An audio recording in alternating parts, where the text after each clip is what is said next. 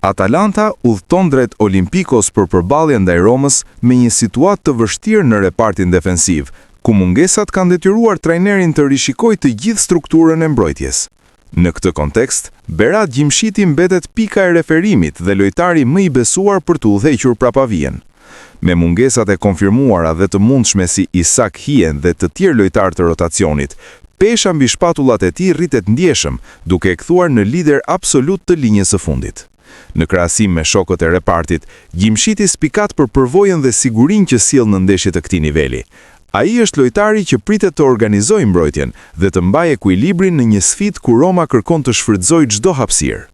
Ndërsa të tjerët janë të kushtëzuar nga dëmtimet apo mungesa e formës optimale, Gjimshiti mbetet elementi më i sigurt i Atalantës në prapavi, një faktor kyç për të përballuar presionin në transfertën e Romës që drejtohet nga trajneri që i dha besim dhe e bëri një emër të njohur në gjithë botën, Giampiero Gasperini.